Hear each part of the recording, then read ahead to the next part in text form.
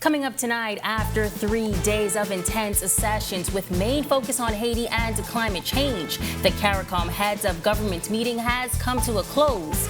Plus, after years of fighting for women's rights and being a trailblazer for women in Parliament, Dame Janet Boswick has been honored by CARICOM. That story ahead. Stay close. And our Jean Joseph has a sit-down with the Spider-Man. Well, actually, Spider the Entertainer. The details in our arts and entertainment segment straight ahead. Our News Weekend edition starts right now.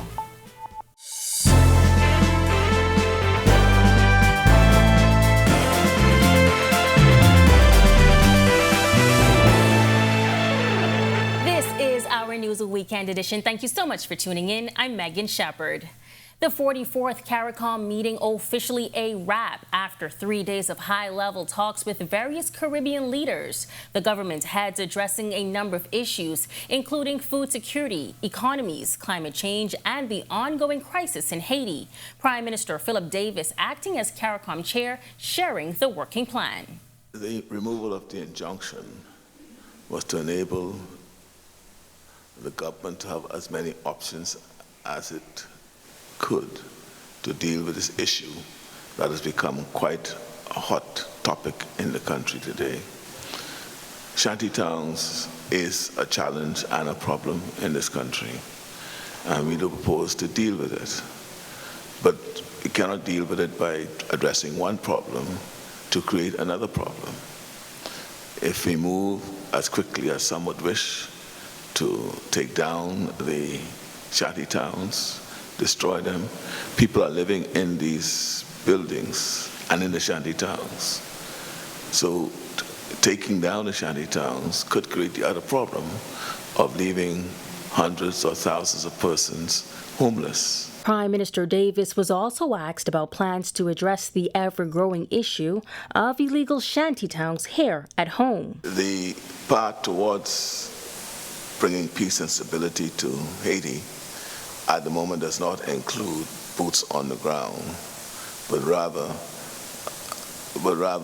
building up the security mechanism that is in place, and that is the Haitian National Police, working and resourcing them as best we can. For example, ensuring that food is provided to them, they are paid on time, and at the same time expanding the force to be able to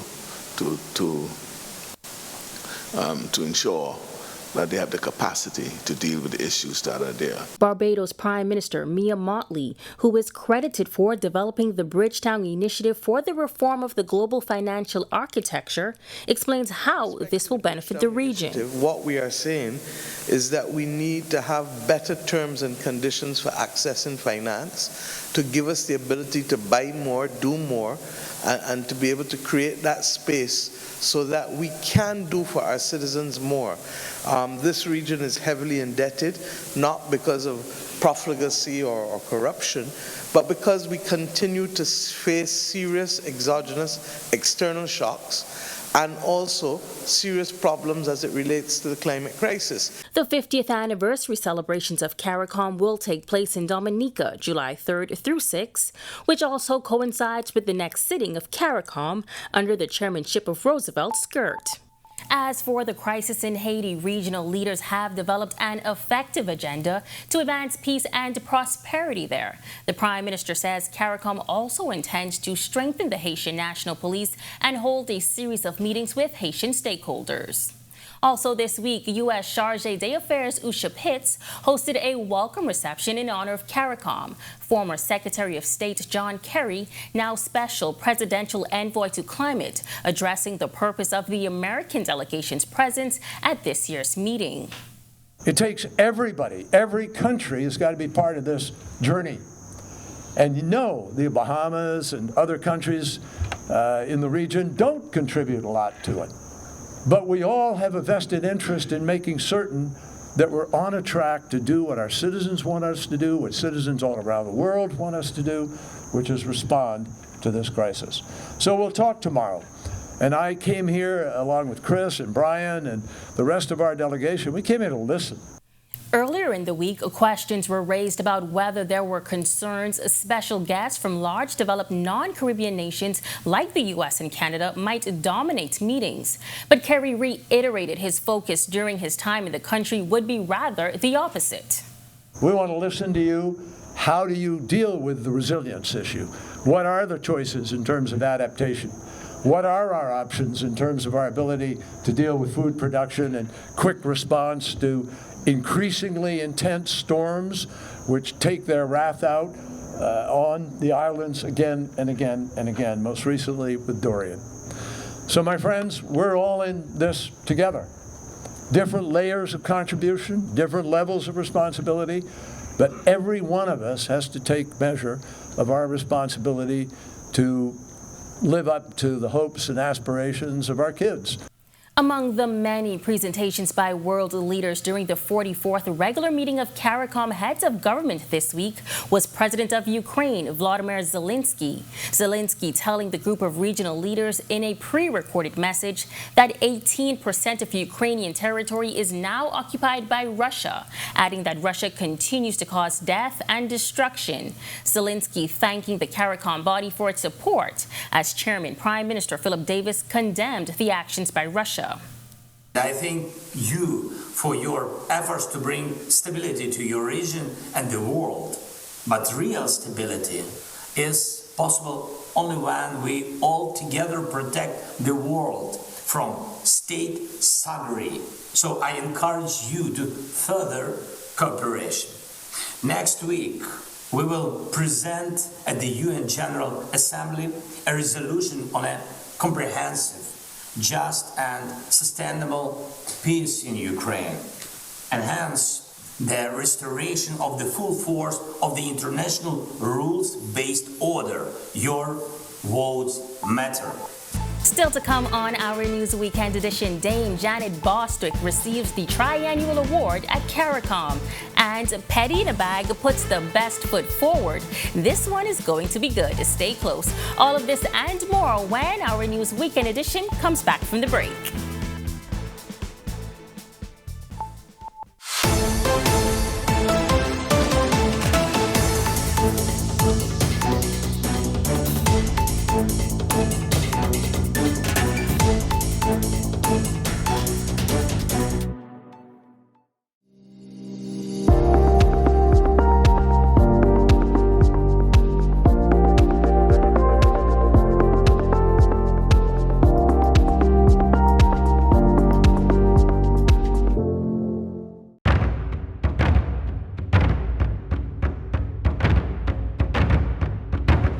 It's time now to meet the starters.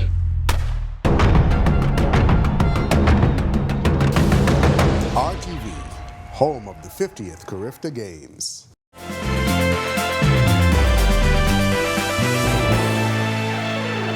Welcome back. The rights of women still at the forefront for Dame Janet Bostwick. The activist, attorney, and politician honored this week at CARICOM. Bostwick was presented with the CARICOM Triennial Award for Women for her work nationally and throughout the region. While accepting the award, Bostwick reflecting on what gave her the push to become a voice for women, not only in the Bahamas, but across the region. I was exposed to women who knew firsthand or had experienced personally unimaginable gender-based violence and atrocities, immolation of widows on the burning pyres of their deceased husbands, female gender mutilation, forced child marriages, deprivation of education or health service, and the list goes on.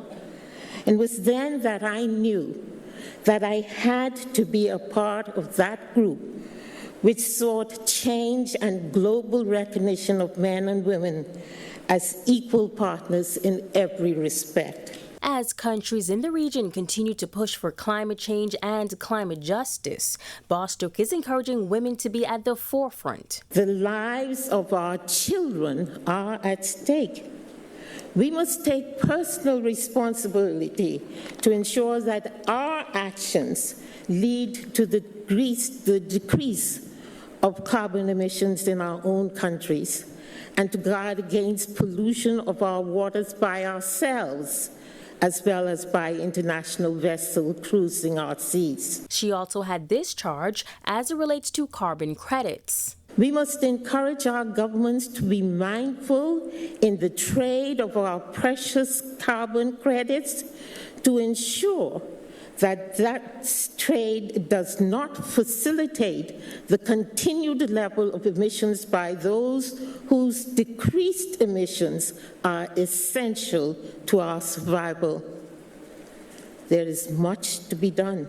While much has been done in the advancement of women, Bostwick says the work must continue. If you listen, you hear the cries of mothers now. They cry for food security. They need food for their children. They cry for cessation of violence. They cry for better education and for better and affordable health services. And yes, they cry for equal rights with their men.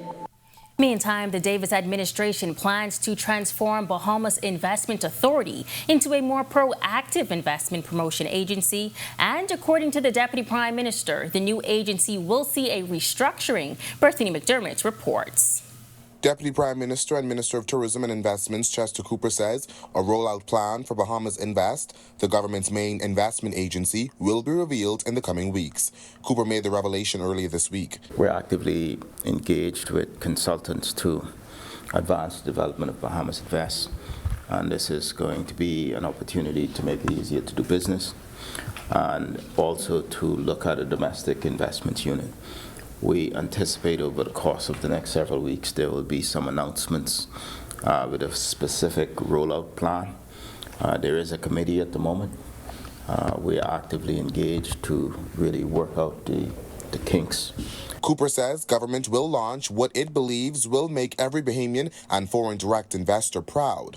The Davis administration plans to transform the Bahamas Investment Authority into a more proactive investment promotion agency known as Bahamas Invest. McKinsey & Co. has been brought on as consultants in this regard. The Deputy Prime Minister pledging to eliminate red tape with investor applications and approvals. This will be a significantly streamlined process, and at the moment we have already started some digitization. There's going to be even more. The process is going to allow investors and applicants to track the status of their application directly online. So what we hope to be able to happen once we launch is for no matter where the investor is, no matter which agency the application is at that given point in time, they will be able to see real-time what's happening. That will cause there to be more transparency, and it will also speed up the process. The Investments Minister says Bahamas Invest will see a restructuring. There will be a compliance unit to ensure that current foreign direct investors are in compliance with the terms of their heads of agreements. There will be other compliance matters dealt with by this unit as well. There's going to be what we call a facilitations unit that will allow the interagency, multi-ministry matters to be handled in a one-stop shop type way. Reporting for Our News, I'm Bethany McDermott. Thanks, Bethany. A shooting in Centerville leaving 4 men injured last evening is now under active police investigation. Investigators telling Our News that while conducting mobile patrols in the area of Montrose Avenue, Operation Ceasefire, officers were flagged down by the driver of a Honda vehicle with 3 other passengers inside. Police say the driver told officers that an unknown gunman opened fire on the vehicle while they were driving in the area of Kemp Road. He told the officers that he and his 3 passengers were shot and in urgent need of medical attention. They were escorted by police to Princess Margaret Hospital for treatment.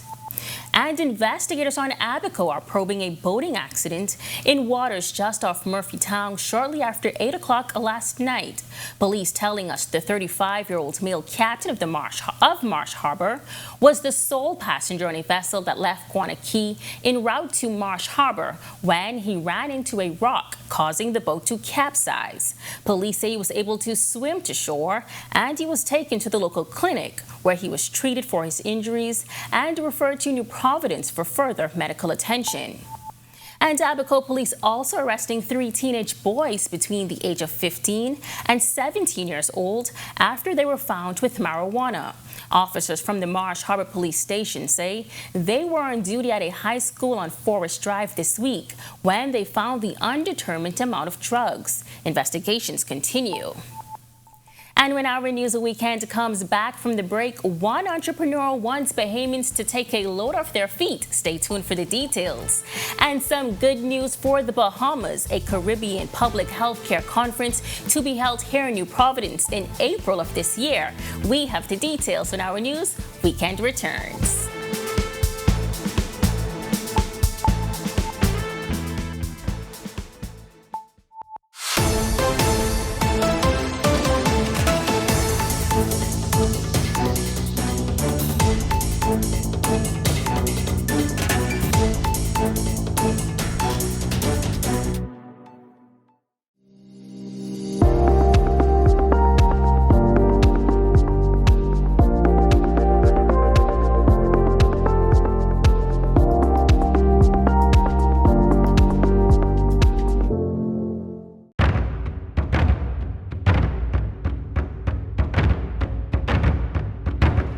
It's time now to meet the starters.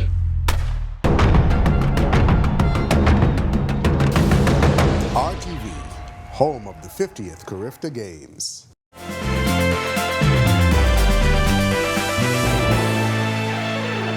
Welcome back.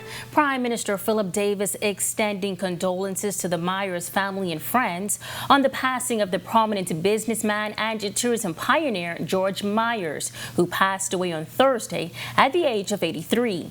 In a statement, the nation's leader said, "It is with great sadness that he learned of Myers' passing," describing him as a prominent businessman and tourism pioneer.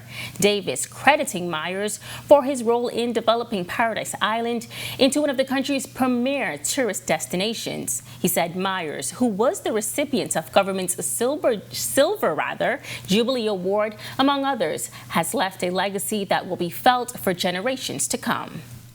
And speaking of his legacy, Myers continues to inspire many across the tourism industry and the wider business community.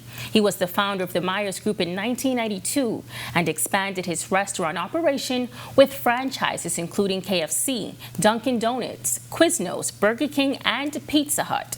The Jamaican-born hotelier moved to the Bahamas in 1963 and began his career at Nassau Beach Hotel, moving through the ranks. Vice President of Carter Marketing, Eddie Carter, says he knew Myers from childhood and believes Myers should also be remembered for his contributions to Bahamian music.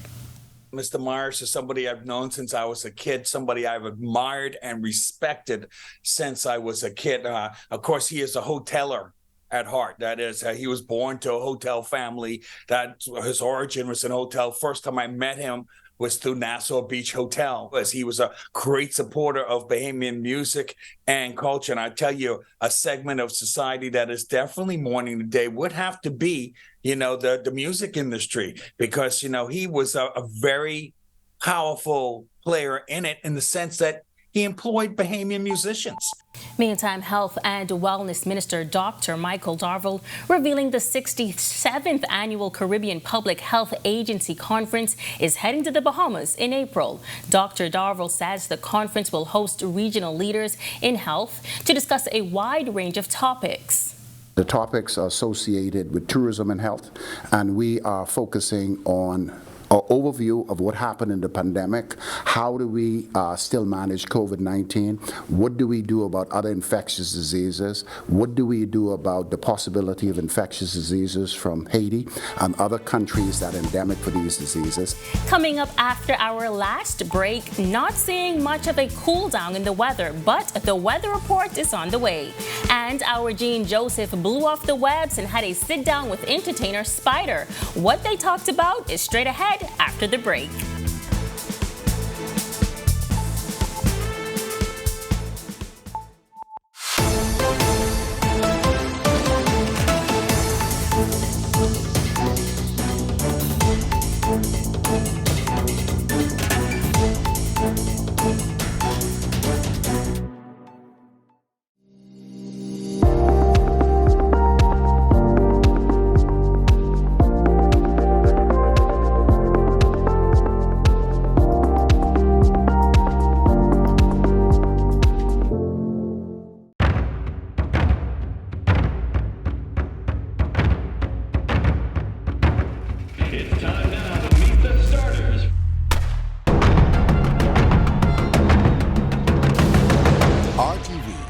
home of the 50th Carifta Games.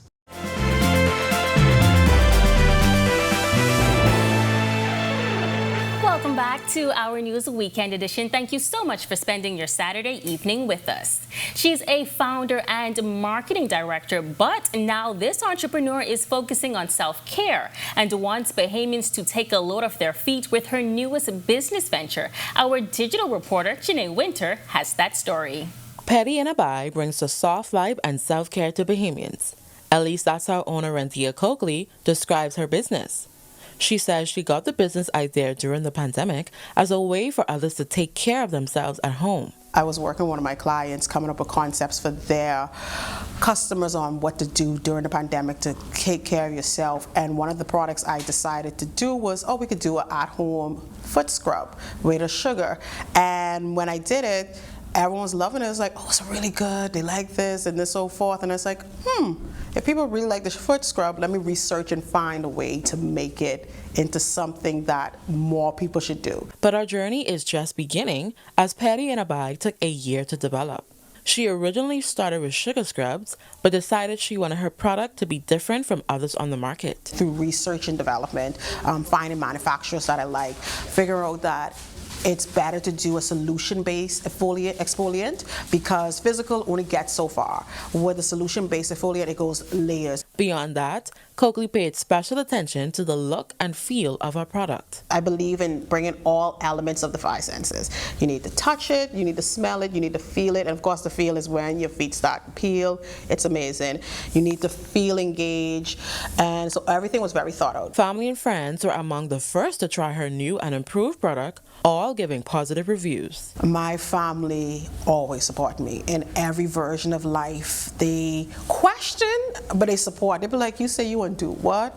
But when I say my family love it, because they were the first set of people to try the product. They would send me, I have many photos of people's feet. In 2016, she placed second in the innovative pitch competition with 16 other Caribbean countries in October 2022. But the good news doesn't end there. Our starter kit sold out. That sold out, so I had to restock. The goal is to flood the Bahamas market of people taking care of themselves. And I think pedicures is the first step because we're always on our feet. Petty in a Bag is available in 2 scents, Sicilian Nectarine and Provence Lavender, both based on Coakley's favorite countries, Italy and France. Petty in a Bag is 50% off during the month of February. Find them at Her Appeal online or in store, or connect with them via Facebook, Instagram, and Twitter. For Our News, I'm Janae Winter. Thanks so much, Janae. Cool temperatures, but maybe not as cool as you like. The weather forecast is next with a look at temperatures over the next few days.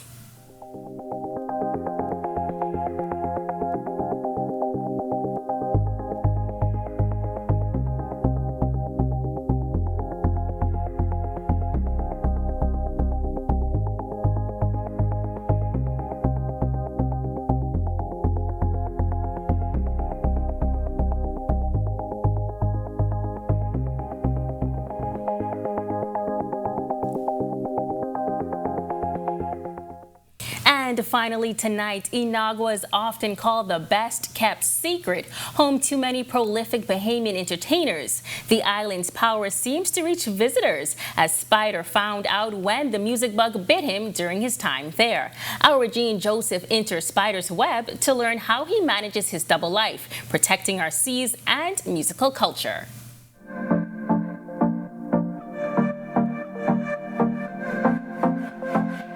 Who done do that to you, the Spider? Hey, what's up? I'm Spider, and I'm a Bahamian entertainer.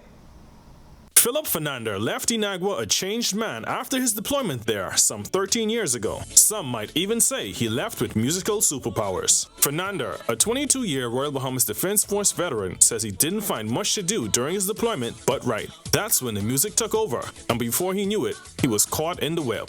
Fernandez, better known now as Spider, is a Marine by day, but just like Spider-Man, his musical alter ego takes over whenever needed. There is time. I have a lot of time to write. I have a lot of time for studio.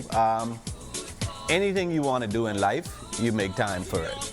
Fernando found his voice with the help of more seasoned artists like Avi and Iris Starr, among others. He got the hang of spinning his web back in Nassau at the Backyard, Iris Spot. Went by the backyard, sat down with Ira. Ira said, okay, let's go, youngster. He picked up his guitar, and I started to sing, and Ira just started plucking on the guitar.